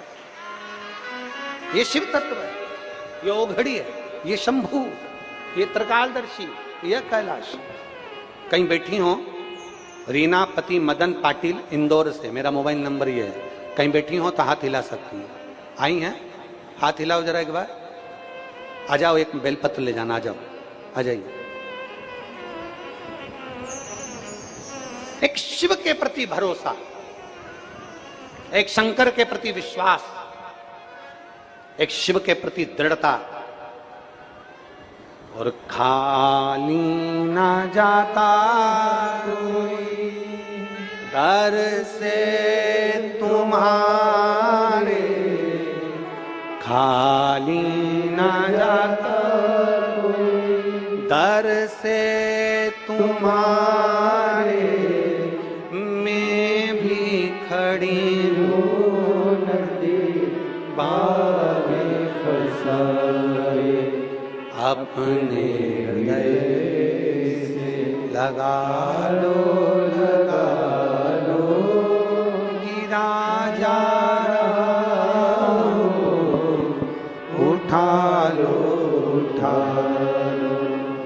बोले अपने दर से अब तो ना टालो, गिरी जा रही हो उठा लो। उसके प्रति भरोसा जागृत कर लीजिए, उसके प्रति विश्वास जागृत कर लीजिए। और जिस दिन भरोसा जागृत हो गया, जिस दिन विश्वास दृढ़ हो गया, जिस दिन भरोसा पक्का हो गया, नहीं डूबोगे, नहीं।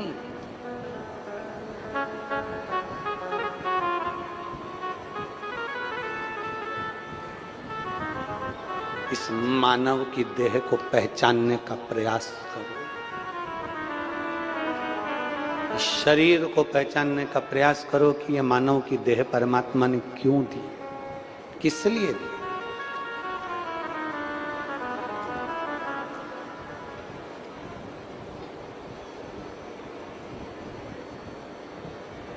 उसको पुकारो, वो आए।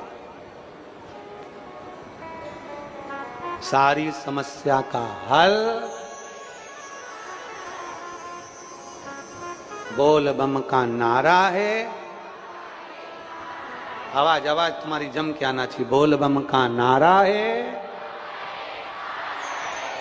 भरोसा पक्का करिए, विश्वास दृढ़ करिए। गौतम बाबा की धर्म पत्नी माहिल्या ने अपने विश्वास को पक्का कर लिया था तो ब्रह्मा विष्णु महेश को आना पड़ा और दुख मिटाना पड़ा। भरोसा पक्का करिए, विश्वास पक्का करिए, दृढ़ता पक्की करिए। एक पत्र देखिए,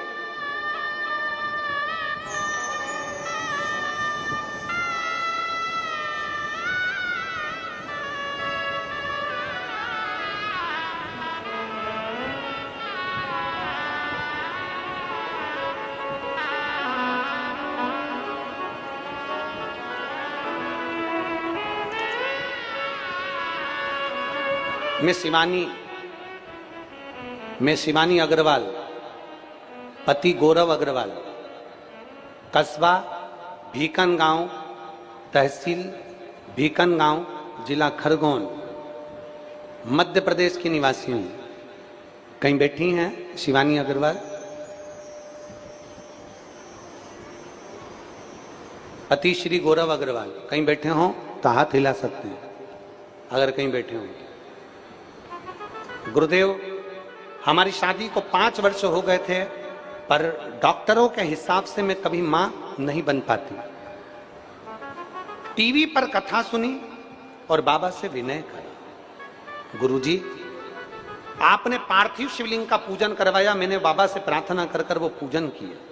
उसकी एक बेलपत्र उठाकर रख ली। उस समय पर पार्थिव शिवलिंग का जब आप पूजन करा रहे थे, सारी दुनिया के लोग हंस रहे थे, पर मैंने वो बेलपत्र रखी और बाबा से विनय करा, बाबा हमने सुना है कि पार्थिव शिवलिंग का पूजन करने से तू जो मांगा जाए देता है। मेरे यहाँ औलाद नहीं है बाबा, सबके ताने सुनती हूँ, कृपा कर बाबा। और बाबा की ऐसी कृपा हुई, 2/11/2022 को जब भीकन गांव में आपकी कथा हुई, दूसरा दिन था, मैं बाबा को प्रणाम करी और बाबा की ऐसी कृपा हुई कि मेरे यहाँ संतान की प्राप्ति हुई और मैं बाबा को यहाँ प्रणाम करने के लिए। शिव तत्व है, उस शिव तत्व को हमें पहचानना है। उस शिव तत्व है।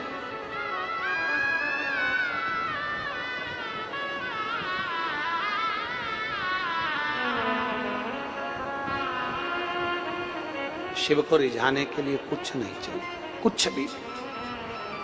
राजा मानधाता की कथा कहती है, ईर्ष्या रखने वालों ने पानी को रोक दिया, ईर्ष्या रखने वालों ने वरुण देव को रोक दिया। मानधाता के राज्य में, मानधाता की नगरी में कहीं पानी ना हो, कोई अन्न ना हो, कोई भाग ना हो, सब भूखे रहें, प्यासे रहें। पर मानधाता राजा के पास सूचना पहुंची। मानधाता राजा ने किसी को दोष नहीं दिया कि कौन ने यज्ञ करा, कौन ने अनुष्ठान करा, कौन ने क्या बोला, कौन ने अपशब्द कहे। राजा मानधाता ने उस पर ध्यान नहीं दिया। राजा मानधाता ने एक बात पर ध्यान दिया कि मेरे शंकर को मैं रिझाऊं, मेरे शिव को मैं मना लूं, मेरे बाबा को मैं रिझाऊं, मेरे शंकर को मैं रिझा लूं, मेरे ओघड़दानी को मैं मना लूं। और लग गए राजा मानधाता शंकर को रिझाने के लिए। कहां से लाऊं गंगा कहाँ से लाऊं यमुना, कहाँ से लाऊं गंगा, कहाँ से लाऊं यमुना, कहाँ से लाऊं सरयू अपार पड़ी रे, और भोले तेरी सेवा हमसे ना बनी रे, ओ भोले तेरी सेवा हमसे ना बनी। आप भी बोलो, आप और हमसे कोई सेवा भोलेनाथ जी की नहीं बन सकती। हमारे पास क्या है देने के लिए? हम क्या भगवान को दे सकते हैं? क्या प्रदान कर सकते हैं हम बाबा को?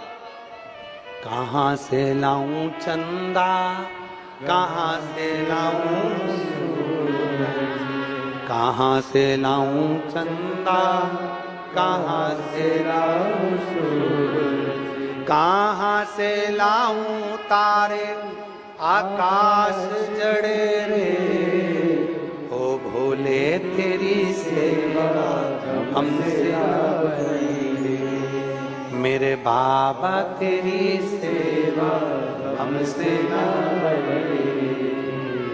कहाँ से लाऊं लड्डू, कहाँ से लाऊं पेड़ा, कहाँ से लाऊं लड्डू, कहाँ से लाऊं पेड़ा, कहाँ से लाऊं बर्फी वो शक्कर चढ़ी रे, ओ बाबा तेरी सेवा हमसे ना बनी रे, भोले बाबा तेरी सेवा हमसे ना बनी रे।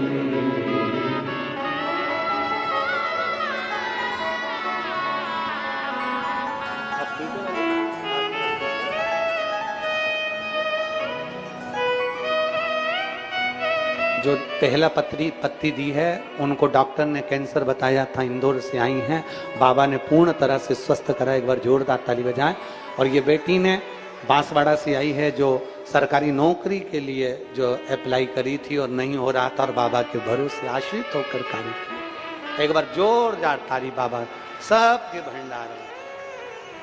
कहाँ से लाऊं गंगा, कहाँ से लाऊं यमुना, कहाँ से लाऊं सरयू अपार पड़ी रे, भोले बाबा तेरी सेवा हमसे ना बनी रे, मेरे बाबा तेरी सेवा हमसे ना बनी रे। हम नहीं कर सकते, हमारे पास देने के लिए कुछ नहीं है।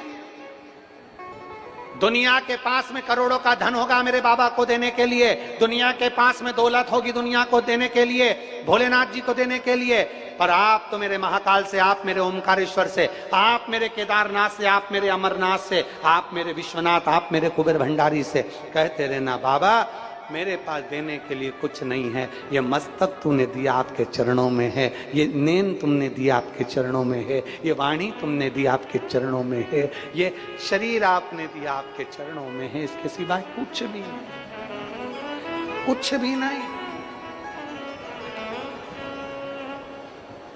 क्या है हमारे मानधाता राजा मानधाता ने शिव को याद किया, मैं क्या दूं आपको? आज तो मेरी नगरी में जल भी नहीं कि मैं आपको दे दूं, आज मेरी नगरी में अन्न नहीं मैं आपको नहीं दे सकता, क्या दूं मैं आपको? तब राजा मानधाता ने कहा ये शरीर आपका है, ये प्राण आपके हैं, ये मैं आपको देता हूं। बस इतना तो कहा था और मेरा ओमकार नाथ ओम अक्षर उच्चारण कर कर प्रकट हो गया। प्रकट मेरा ओमकारेश्वर बाबा प्रकट हो गए और राजा मानधाता से कहा तू चिंता मत कर, आज से ये मानधाता की नगरी नहीं ओमकारेश्वर की नगरी है। मेरे शंकर कहते हैं ये मेरी नगरी है राजा मानधाता। राजा मानधाता ने कहा आप कृपा कर कर यहीं पर विराजमान हो जाओ। शंकर भगवान ने कहा राजन मां रेवा के तट से मैं कहीं नहीं जाऊंगा, जगत का कल्याण करने के लिए मैं ओमकारेश्वर बनकर यहां स्थिर होऊंगा, शिवलिंग के रूप में विराजमान होऊंगा। सुनो राजा मानधाता, दुनिया का जो मनुष्य इस नगरी पर आएगा और राजा मानधाता तेरा नाम लेकर मेरे को स्मरण करेगा, उसकी झोली में खुशियों से भरकर भेज दूंगा। ऐसे राजा मानधाता विराजमान हुए। और आज बड़ी खुशी की बात है, जो राजा मानधाता के वंशज भी इस नगरी में आज भी रहते हैं, उनको साधुता देता हूं, उनको धन्यवाद देता हूं। वो राजा के वंशज आज भी निवास करें, उनको साधुता है, धन्यवाद। राजा मानधाता को वर प्रदान कर दिया, ये नगरी कभी खाली नहीं रहेगी, ये नगरी में कोई भूखा नहीं सोएगा, इस नगरी में कोई प्यासा नहीं रहेगा। भगवान शंकर कहते हैं ये नगरी शंकर की नगरी है। राजा मानधाता, तुम्हारी ये नगरी को मैं स्वीकार करता हूं। जो इस राजा मानधाता की नगरी में अगर भूल से भी पांव रख देगा, जो मांगेगा शंकर कहते हैं उसका भंडार देवाधिदेव महादेव भर देगा, जो मांगे। बोल राजा मानधाता ओमकारेश्वर महादेव की। सती मैया जो भगवान शंकर के अविरल भक्ति करने वाली थी, उनके जब शरीर जलकर भस्म होता है, सती माता पार्वती के रूप में विख्यात होती हैं। एक बार जोरदार ताली बजाएं। भीखन गांव से शिवानी अग्रवाल जी के बच्चे ने जो जन्म लिया था, बहुत बहुत साधुवाद। भगवान शंकर पार्वती जी को लेकर पधार रहे हैं। भगवान देवाधिदेव महादेव आ रहे हैं।